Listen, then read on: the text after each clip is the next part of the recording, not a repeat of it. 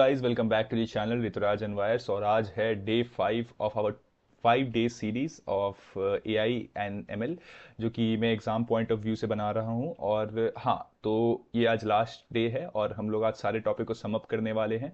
And thanks for being in the series. अगर आप ठीक से सीरीज देखे होंगे so I can guarantee you that आपका प्रिपरेशन बहुत अच्छे तरीके से हो चुका होगा। सो या आज का जो टॉपिक हम लोग डे 5 में कंप्लीट करने जा रहे हैं वो है एमएल मॉडल्स को वापस से हम लोग पढ़ेंगे। ठीक है, ये सबसे इंपॉर्टेंट पार्ट है जो कि एग्जाम्स में पूछा जाता है, मशीन लर्निंग के मॉडल्स के ऊपर क्वेश्चन। फिर हम लोग डीप लर्निंग को वापस से करेंगे, एनएलपी को करेंगे और उसके डिप्लॉयमेंट को समझेंगे। ठीक है, तो let's begin the video without wasting any time. सबसे पहले कंटेंट्स पे चलते हैं। तो मशीन लर्निंग मॉडल्स, ये हम लोग का आज पहला टॉपिक होगा, जिसमें purpose, output and program problem mapping हम लोग सीखेंगे। सेकेंड टॉपिक होगा regression model in machine learning. Third topic होगा classification model and model evaluation. Fourth topic होगा deep learning, neural networks and NLP and deployment and ethics of ML model. Okay, so let's begin with the first topic without wasting any time. So yeah, जो पहला question मैं आपसे पूछना चाहूंगा, what is the role of machine learning model in an AI system. तो machine learning model का role क्या है एआई सिस्टम में? बहुत बेसिक क्वेश्चन है, स्टिल मैं आपको यहां पर समझाऊंगा कि a machine learning model act as the decision making unit of an AI system. Like computer का एक पीसी का, पर्सनल कंप्यूटर का या एक पीसी सिस्टम का ब्रेन क्या होता है? 4-3 के भी बच्चे को पता होता है, CPU. CPU is the brain of a computer. तो उसी तरीके से एआई का जो कोर या ब्रेन होता है वो क्या होता है? हम लोग का मशीन लर्निंग होता है। ठीक है, so machine learning model act as the decision making unit of an AI system. AI system करता क्या है? वो डिसाइड ही करता है, प्रिसीजन ही करता है। So that's what machine learning does. Okay, so it learns pattern from data and produces prediction and classification based on inputs. Okay, exam framing, इसको exam में किस तरीके से लिख सकते हैं? Model converts data into intelligence. ठीक है, जो भी डेटा उसको यहां पर दिया जा रहा है, अब डेटा प्रॉब्लम्स के फॉर्म में होंगे, पैटर्न्स के फॉर्म में होंगे, रीजनिंग या लॉजिकल क्वेश्चंस के फॉर्म में होंगे, उसको यहां पर वो सॉल्व कर सकता है थ्रू पैटर्न्स एंड एल्गोरिदम। ठीक है, इसको हम लोग पहले से पढ़ चुके हैं डे 3 और डे 4 में, बहुत डीप में। ओके, सेकंड क्वेश्चन है how are machine learning model fundamentally distinguished. तो machine, different types of machine learning model भी हम लोग पढ़े थे और उनको हम लोग यहाँ पे डिस्टिंग्विश कैसे करते हैं। So machine learning models are fundamentally distinguished based on the type of output they produce. There are two major output types: numerical output, categorical output. So this distinction leads directly to regression and classification. तो जैसा कि यहां पे लिखा है कि machine learning model जो होता है ये फंडामेंटली डिस्टिंग्विश होता है based on the output they produce, मतलब कि किस तरीके का आउटपुट देते हैं किसी भी प्रॉब्लम को लेके। सो देखिए, एक होता है न्यूमेरिकल और एक होता है कैटेगरिकल। न्यूमेरिकल का क्या काम होता है ना, ये problem based, logical, reasoning based या बोल सकते हैं मैथमेटिकल बेस्ड प्रॉब्लम्स को सॉल्व करता है या पर्टिकुलरली यूज किया जाता है इसको। और categorical different types of problem को सॉल्व करता है, डिसीजन मेकिंग प्रॉब्लम्स को सॉल्व करता है, प्रोबेबिलिटी मेकिंग प्रॉब्लम्स को सॉल्व करता है। So this distinction leads directly to regression and classification. ठीक है, थर्ड क्वेश्चन है explain regression model in machine learning. तो रिग्रेशन मॉडल को हम लोग समझेंगे मशीन लर्निंग में। So regression models are machine learning model used to predict continuous numerical values.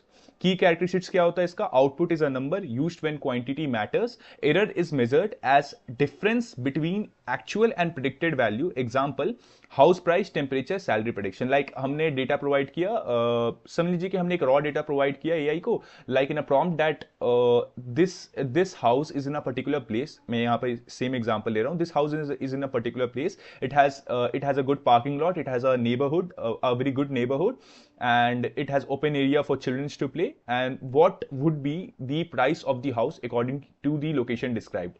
ठीक है, सो अब यहां पर जो एआई मॉडल है वो ये सारे डाटा को एनालाइज करेगा और अपने एल्गोरिदम से इसका एक आउटपुट जनरेट करेगा। अब जो आउटपुट जनरेट होगा, जो प्राइस वो बताएगा या प्रिसीजन करके जो प्राइस बताएगा, उसको अब हम लोग अपने एक्चुअल प्राइस से यहां पे कंपेयर करेंगे और जो दोनों के बीच का डिफरेंस रहेगा यही हम लोग का एरर में काउंट होगा। ठीक है, so error is measured as difference between actual and predicted value, जैसा कि यहां पे लिखा हुआ है। So regression model are machine learning model used to predict continuous numerical values. ठीक है, output is a number used when quantity matters. Okay, fourth question है explain classification model in machine learning. तो हम लोग को यहाँ पर क्लासिफिकेशन मॉडल को एक्सप्लेन करना है मशीन लर्निंग में।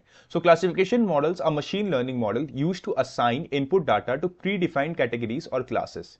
की कैरेक्टरिस्टिक्स का क्या होता है कि आउटपुट इज अ लेबल, ठीक है। Used for decision based problems, accuracy is measured bye correct class prediction, example spam detection, disease diagnosis, pass and fail. तो अब ये किस तरीके से काम करता है ना, मैं स्पैम डिटेक्शन का बात करता हूं, मैं पहले से भी इस चीज का एग्जांपल दे रहा हूं कि एक पर्टिकुलर समझ लीजिए कि एक नंबर है, ठीक है, उसका यहां पर क्या एक्टिविटी रहता है, वो किस टाइम पे कॉल करता है डेली सबको, और उसका बेसिकली रिव्यू क्या है, जो जिसको भी वो कॉल कर रहा है, जो भी उसका रिव्यूअर है या फीडबैकर है, वो उसको फीडबैक क्या दे रहा है, उसके हिसाब से एक पैटर्न डेवलप होता है और इसको एक कैटेगरी में फॉल किया जाता है। मतलब अब डिफरेंट टाइप्स ऑफ नंबर है जो ये स्पैम कॉल्स करते हैं, तो उन सारे नंबर को जो कि सेम पैटर्न या डेटा फॉलो कर रहे हैं उनको उठा के एक लेबल के अंदर डाल दिया जाता है, जिनको हम बोलते हैं स्पैम, स्पैम नंबर्स, ठीक है, या फ्रॉडुलेंट नंबर्स। सो हम लोग यहाँ पे क्या बोलते हैं इसको, classification models are machine learning model used to assign input data to predefined categories और क्लासेस, लाइक लेबल्स के अंदर डाल दिया जाता है। लेबल्स क्या है, स्पैम कॉल और we can say fraudulent numbers, और उसके अंदर ये सारे नंबर आ जाएंगे एक लेबल के अंदर, ठीक है।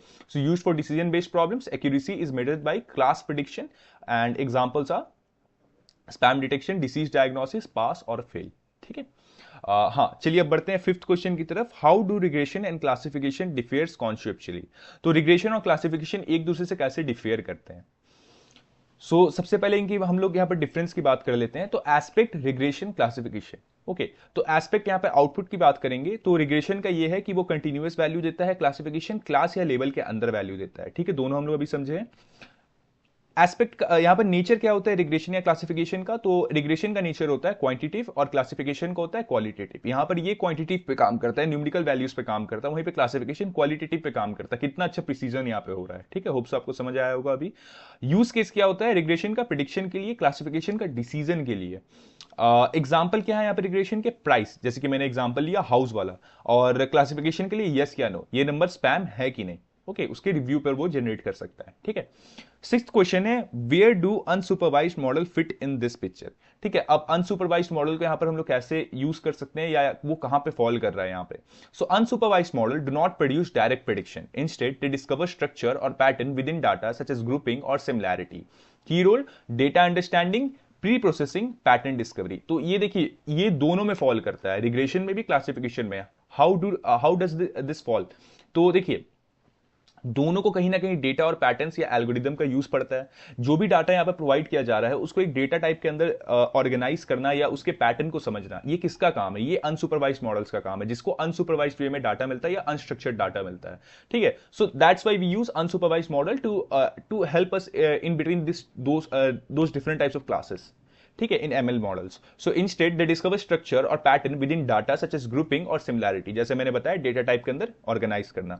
की रोल क्या रहता है, data understanding, pre processing and pattern discovery, ठीक है। होप्स आपको समझ आया होगा। सेवेंथ क्वेश्चन है, why is understanding models important before deep learning और एनएलपी। तो मॉडल को समझना क्यों इंपॉर्टेंट है बिफोर डीप लर्निंग और एनएलपी, तो चलिए इसको भी देख लेते हैं।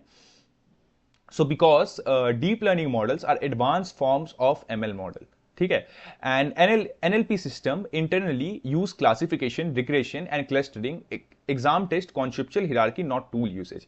देखिए जैसे कि मैंने यहाँ पे लिखा था कि लास्ट में मैंने यहाँ पे एक टिप भी ऐड किया, मैं यहाँ पे टिप लिखना भूल गया उसके ऊपर, ठीक है। देखिए डीप लर्निंग मॉडल जो होता है ये advance form of ML models होता है, ठीक है। एमएल मॉडल को अगर आप बेसिक आपका क्लियर है, फाउंडेशन आपका क्लियर है, तो आप डीप लर्निंग में कहीं ना कहीं समझ पाएंगे, बट या as you know deep learning थोड़ा सा कॉम्प्लेक्स टॉपिक है, ठीक है। आपको उसको समझने के लिए और भी फंडामेंटल्स क्लियर होने चाहिए, ठीक है।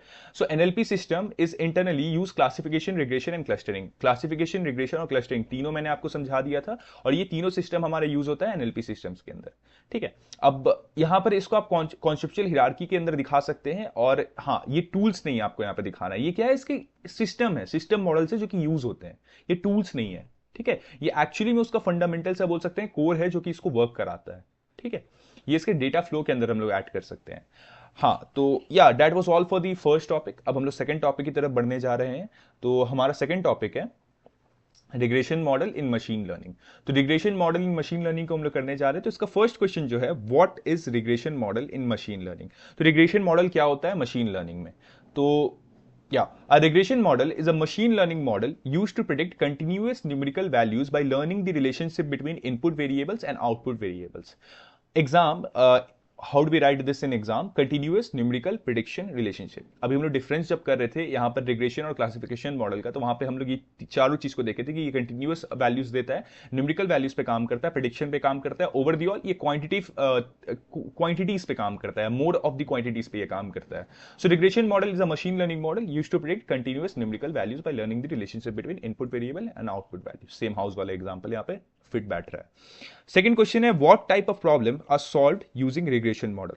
तो हम लोग किस तरीके के प्रॉब्लम्स को सॉल्व करते हैं? एक प्रॉब्लम एग्जांपल तो मैंने दिया, उसको सॉल्व करके भी आपको बताया। So regression model are used in problems where output is a quantity, exact values matter, small prediction error is acceptable.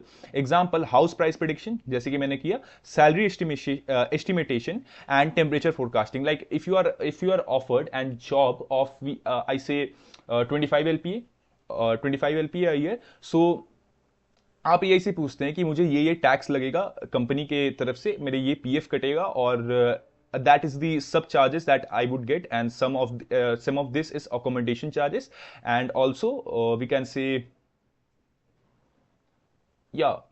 That is all the charges that we can get in a salary. So अब मेरे हाथ में basic salary कितना आएगा इस main CTC salary में से? तो यहां पर जो एआई है इसको प्रिडिक्ट कर सकता है, एस्टिमेट कर सकता है। अब जो एक्चुअल आपको मिलता है और जो ये प्रिडिक्ट करता है, इसके बीच में कितना एरर है, इससे ये पता चलेगा कि हमारे जो रिग्रेशन मॉडल है एआई का वो कितना अच्छे तरीके से काम कर रहा है, मतलब क्वालिटेटिव वे में कितना अच्छे तरीके से काम कर रहा है। ठीक है।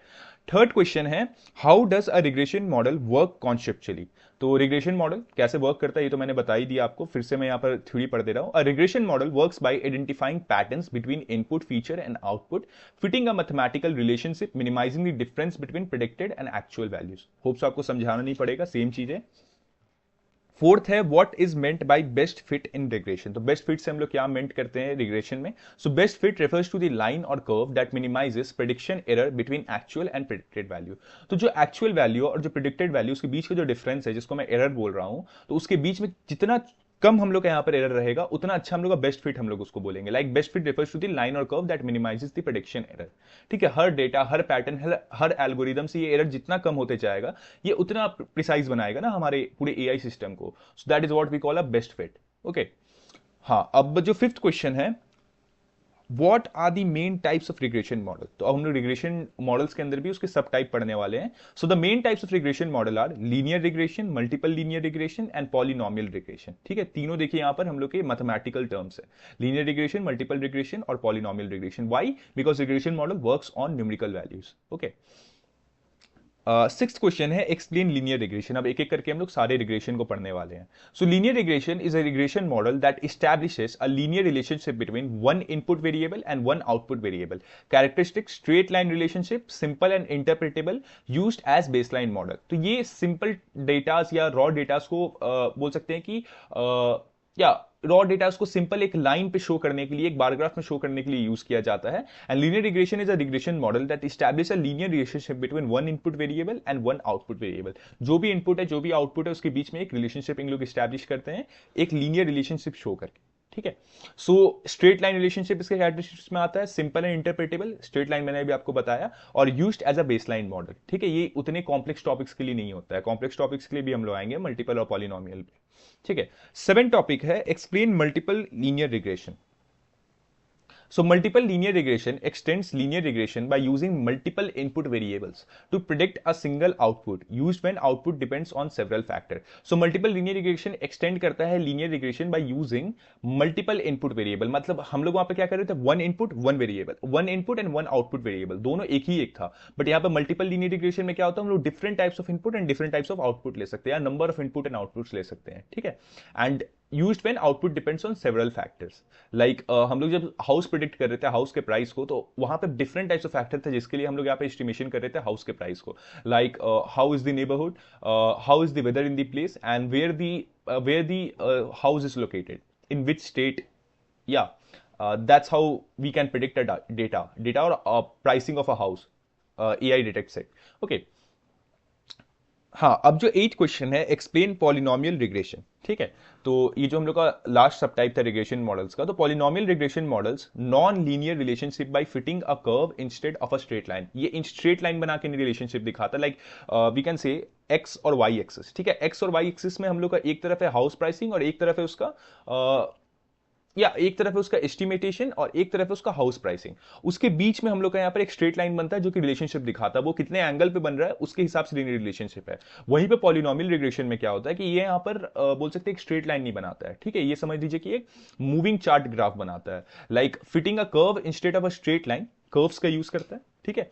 Important point, still a form of regression but more flexible than linear regression, ठीक है, ये डाटा को और डेप्थ में बता सकता है, ठीक है, हर एक पॉइंट पे उस डाटा का रिलेशनशिप यहां पर बता सकता है। ओके, नाइन्थ क्वेश्चन है what are the limitations of regression model. तो रिग्रेशन मॉडल का यहां पर लिमिटेशंस क्या है। So limitation includes sensitive to outliers, assumes relationship between variables, may underperform on complex data। तो ये हम लोग का limitations था रिग्रेशन मॉडल के ऊपर, ठीक है। अब रिग्रेशन मॉडल के भी डिफरेंट डिफरेंट मॉडल्स होते हैं जैसे कि हमने पढ़ा। अब डिफरेंट डिफरेंट मॉडल्स जैसे जैसे कॉम्प्लेक्सिटी बढ़ते जाता है डाटा के लिए, और से हम डिफरेंट मॉडल्स के यहाँ पे यूज करते हैं। So that's why it is sensitive to outliers, assumes relationship between variables, may underperform on complex data, ठीक है। अब जो लास्ट क्वेश्चन है हमारे सेकंड टॉपिक का, where are regression model used in real applications, ठीक है। मैंने तो एक दो रियल एप्लीकेशन आपको बता ही दिया। Still regression models are widely used in finance, price prediction, weather forecasting, demand estimation and trend analysis, ठीक है। हम लोग बोल सकते हैं ट्रेडिंग प्लेटफॉर्म्स में भी ये यूज हो सकता है, ठीक है। या so that was all for the second topic. अब हम लोग बढ़ते हैं थर्ड टॉपिक की तरफ। थर्ड टॉपिक, तो हमारा थर्ड टॉपिक है classification models and model evaluation. तो या लेट्स बिगिन विद दैट। हमारा फर्स्ट क्वेश्चन है what is the purpose of unsupervised learning models. तो ये कहीं ना कहीं थोड़े थोड़े, अब देखिए मैंने से बोला मैं हम सम अप करेंगे पूरे डे 1, डे 2, डे 3 और डे 4 और ये पूरे डे 5 को भी, ठीक है। तो कुछ इसी तरीके से भी हम लोग करने जा रहे हैं। तो जैसे कि भी हम लोग समझे, unsupervised learning models are used to discover hidden patterns और structure in data without label output. Key exam idea, no predefined output, model explore data itself. अब अनसुपरवाइज्ड को मैंने पहले भी 2-3 लेक्चर में बता चुका हूं कि ये डाटा रॉ इंफॉर्मेशन को डायरेक्ट पैटर्न्स ढूंढता है, डाटा ढूंढता है, इसके पास पहले से कोई पैटर्न या डाटा नहीं होता, ये खुद डेटा या पैटर्न को आइडेंटिफाई करता है और एक न्यू डेटा टाइप फॉर्म करता है, ठीक है। ये अनसुपरवाइज्ड लर्निंग मॉडल का काम होता है।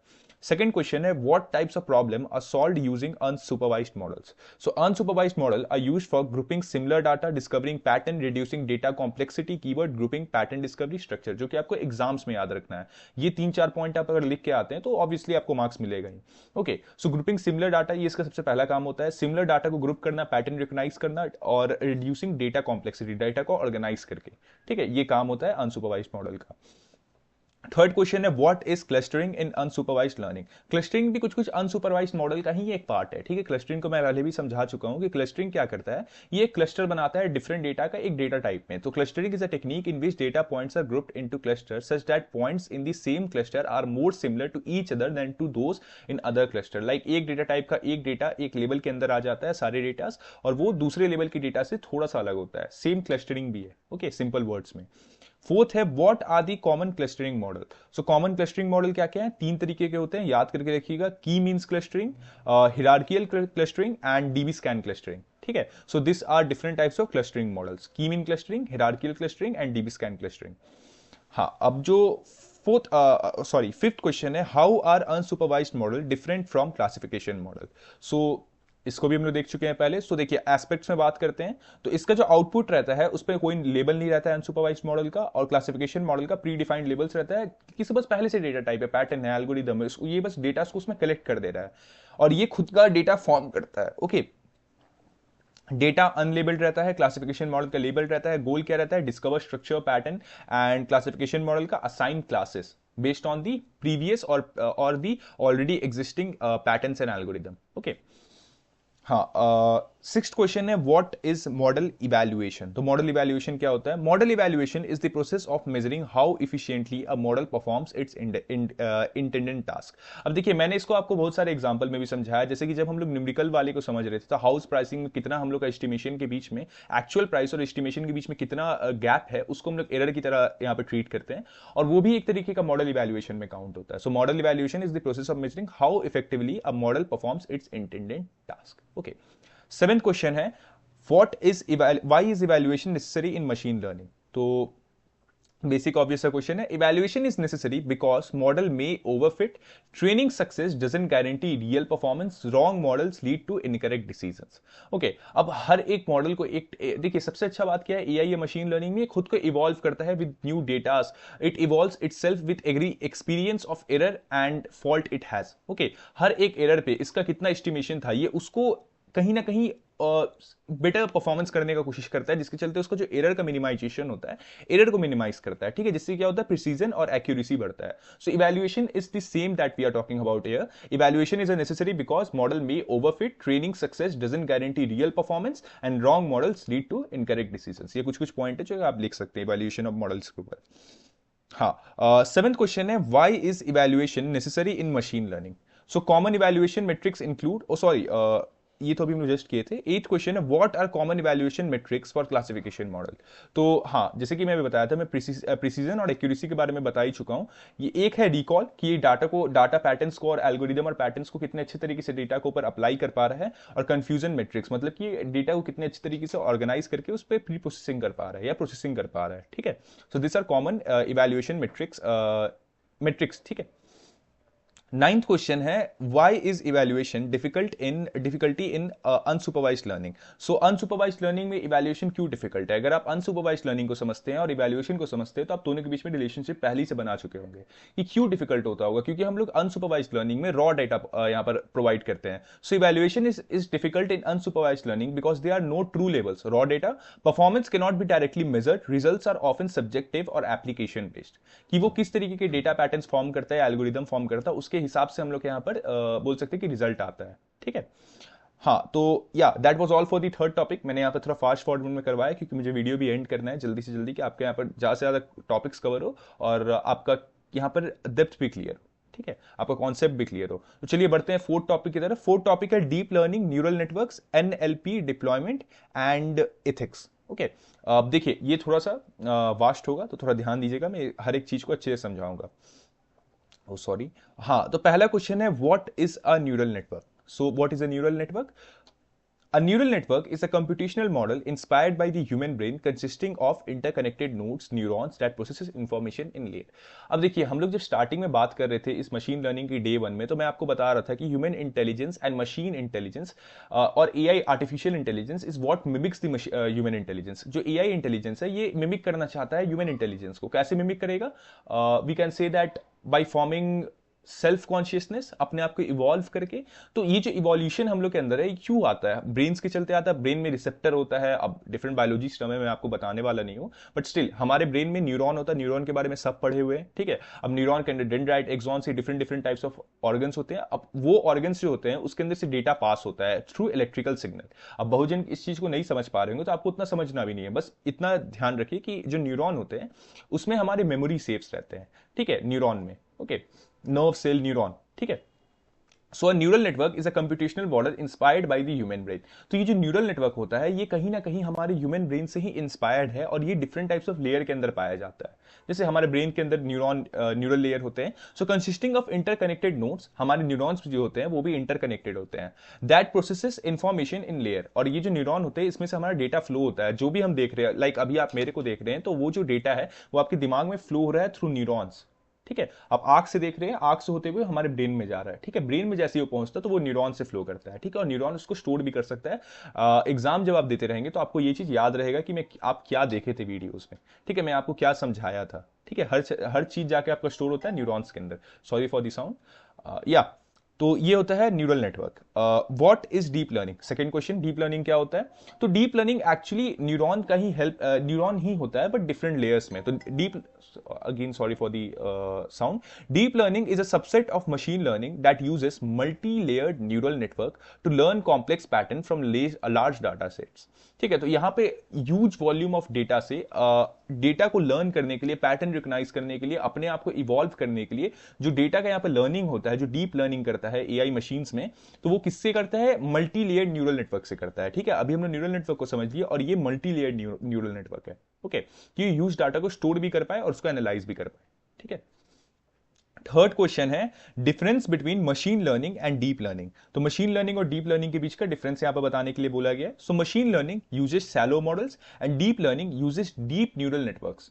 Okay, machine learning manual feature extraction, deep learning automatic feature learning, जिसको हम लोग इवोल्यूशन बोल रहे हैं। Machine learning works with small data, deep learning requires large data to evaluate. Okay, so या that was the difference between machine learning and deep learning. चलिए fourth question जो हमारा है, where are neural networks and deep learning used. तो neural network और deep learning कहां पे use होते हैं, ठीक है, उस पर हम लोग समझते हैं। So they are used in image recognition, speech recognition, autonomous system and medical diagnosis. ठीक है, ये कुछ कुछ एप्लीकेशन है, आपको याद रहना चाहिए। ठीक है, हाँ, तो यहां पे हम लोग का deep learning and neural network को जितना कवर करना था टॉपिक्स जो कि एग्जाम में आपसे पूछा जा सकता है उतना कवर कर चुके हैं। चलिए अब बढ़ते हैं हम लोग नेचुरल लैंग्वेज प्रोसेसिंग पे, एनएलपी पे। ठीक है, सो जो हमारा फोर्थ क्वेश्चन है, सॉरी फोर्थ क्वेश्चन तो हम लोग कर लिए, फिफ्थ क्वेश्चन है what is natural language processing. तो नेचुरल लैंग्वेज प्रोसेसिंग क्या होता है। So natural language processing NLP is a branch of AI that enables machine to understand, interpret and process human language. तो नेचुरल लैंग्वेज प्रोसेसिंग जो होता है ये हम लोग का एक ब्रांच है एआई का, जो कि इनेबल करता है मशीन को आपके मतलब ह्यूमन मशीन इंटरेक्शन में, जो हम लोग यहाँ पर लैंग्वेज यूज करते हैं, नेचुरल लैंग्वेज, ये हम लोग का नेचुरल लैंग्वेज है जिसमें मैं बात कर रहा हूं। ठीक है, सो इसको इंटरप्रेट करना और प्रोसेस करना ह्यूमन लैंग्वेज को, इसी को हम लोग नेचुरल लैंग्वेज प्रोसेसिंग बोलते हैं। Simple to simple that. Okay, आपको होप सो बहुत अच्छे तरीके से समझ आ गया होगा और कुछ डेफिनेशन आपको चाहिए नहीं होगा। नेचुरल लैंग्वेज प्रोसेसिंग वही होता है, मशीन आपके लैंग्वेज को समझने की कोशिश कर रहा है। ठीक है, सिक्स्थ क्वेश्चन है what are the applications of NLP.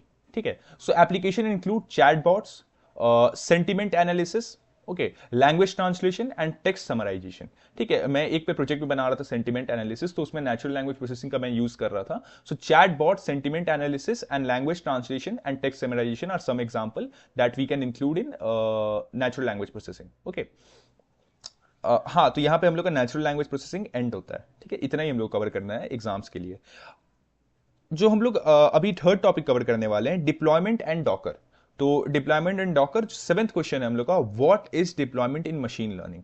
So deployment क्या होता है मशीन लर्निंग में। सो बेसिकली डिप्लॉयमेंट से आप क्या समझते हैं कि एक प्रोजेक्ट को डिप्लॉय करना या उसको इन दी वर्क लाना। So deployment is the process of making a train model available for real world use by integrating it into an application और सिस्टम। एग्जाम फ्रेमिंग, मॉडल से रियल वर्ल्ड यूसेज में लाना। ठीक है, एक ट्रेनिंग मॉडल को, एक डेमो मॉडल को एक रियल वर्ल्ड प्रोजेक्ट में सिमुलेट करना या उसको डिप्लॉय करना। ठीक है, ये हम लोग का डिप्लॉयमेंट होता है। Eighth question है what is Docker and why it is used. So Docker is a containerization tool used to package application and their dependencies together, ensuring consistent performance across different system. Key environment consistency. तो consistently data को यहाँ पर process करना और data output निकालना, इसी को हम लोग डॉकर को बोलते हैं। ठीक है, ये एक तरीके का टूल होता है जो कि हमारे package application and their dependencies together, ensuring consistent performance across different system. मतलब डिफरेंट टाइप्स ऑफ फीचर्स जो हम लोग का एआई यहाँ पे प्रोवाइड कर रहा है, सब में एक कंसिस्टेंट यहाँ पे डेटा फ्लो हो और सबका एक कंसिस्टेंट आउटपुट निकल के आए, उस चीज को मेंटेन करने के लिए हम लोग डॉकर का यूज करते हैं, जो कि बेसिकली एक कंटेनराइजेशन टूल है। ओके, नाइन्थ हम लोग का क्वेश्चन है, क्वेश्चन नहीं, नाइन्थ क्वेश्चन तो yeah that was the eighth question. हाँ, एक नाइन्थ क्वेश्चन भी है, why is deployment important in AI ML system. तो डिप्लॉयमेंट क्यों इंपॉर्टेंट है, तो बेसिक क्वेश्चन है। So deployment is important because model must be usable, not just trained, real time prediction are required, business value comes only after deployment. ठीक है, तो या deployment हम लोग क्यों यूज करते हैं, कोई भी एआई एमएल मॉडल के जो ओनर होंगे वो क्यों यूज करेंगे, बेसिकली उसको एक बोल सकते हैं कि अर्न करने के लिए उससे, या उसको टेस्ट करने के लिए रियल वर्ल्ड यूसेज में। सो या that what we call AI ML business model. Okay, so deployment is important because model must be usable, not just trained. Real time prediction are required. और train भी कैसे करेंगे, जब वो human world से really contact करेगा तब उसका बेस्ट आउटकम्स आएगा और रियली बहुत अच्छे तरीके से ट्रेन होगा और इवॉल्व होगा। ठीक है, सो business value comes only after deployment. ये कुछ एक्स्ट्रा पॉइंट मैंने ऐड किया, इसका आप इग्नोर कर सकते हैं। 10th क्वेश्चन है, हाँ, यहाँ पे डिप्लॉयमेंट एंड डॉकर कंप्लीट हो जाता है हमारा 3 क्वेश्चंस के साथ। अब जो लास्ट के 2 क्वेश्चन हम लोग करने वाले हैं वो है इथिक्स इन एआई। ठीक है, इथिक्स इन एआई के ऊपर हम लोग बात करने वाले हैं। सो या 10th क्वेश्चन है, what are ethical issues in AI. So ethical issues in AI arise when AI system make biased decision, like जिसका सबसे अच्छा एग्जांपल है कि रेसिज्म करना, किसी पर्टिकुलर कम्युनिटी से या किसी पर्टिकुलर कम्युनिटी की तरफ बियास्ड होना। ठीक है, किसी particular we can say, sorry for the sound, किसी पर्टिकुलर, या आप समझ ही गए होंगे। ठीक है, सो वॉयलेट प्राइवेसी। ठीक है, जैसे कि मैं परसों आपको जब मैं समझा रहा था कि इन द डे 3 और डे 2 कि what is ethics in AI, so वहां पर मैं बताया था कि कैसे हम लोग का यहाँ पर जो एक पॉलिसी होता है एआई का, और वो लाइक आप कुछ भी उसको इलीगल हेल्प मांगेंगे किसी भी इलीगल टास्क में, तो वो उसका पॉलिसी वॉयलेट करता है और वो आपको उस चीज में हेल्प नहीं करेगा, वो डिनाई कर देगा आपको हेल्प करने से। And lack transparency replace human jobs unfairly, जो कि आज का सबसे बड़ा प्रॉब्लम है। ठीक है। 11th क्वेश्चन है, why is ethics important in AI application. So ethics क्यों इंपॉर्टेंट है एआई एप्लीकेशन में? So ethics is important to ensure fairness, accountability, trust, response use of AI technology. Simple यहाँ पर की पॉइंट्स है, आप इसको लर्न कर सकते हैं। तो fairness, accountability, trust, response use of AI technology. तो इसी के साथ हम लोग का यहाँ पर 5 डे सीरीज कंप्लीट होता है एआई एमएल के लिए। मैंने सारे टॉपिक्स कवर कर दिए हैं जो कि आपके एग्जाम्स में पूछे जाएंगे। ठीक है। अगर आप नोट्स बनाए हैं, और देखिए यहाँ पर आपको भले ही आंसर छोटे हैं, बट आप इसी को जैसे कि मैं समझाया था, अगर आप उस पर ध्यान दिए होंगे तो आप इसी आंसर्स को एक प्रिसाइज मैनर में इलोंगेट करके लिख सकते हैं एग्जाम में, जो कि वैलिड होगा। ओके, सो या that was all for day 5 and our day 5 day series is completed. Thank you for following me in that, and yeah we would meet in another series. Yeah bye. And now, folks, it's time to say goodnight. We sincerely appreciate your patronage and hope we've succeeded in bringing you an enjoyable evening of entertainment. Please drive home carefully and come back again soon. Good night.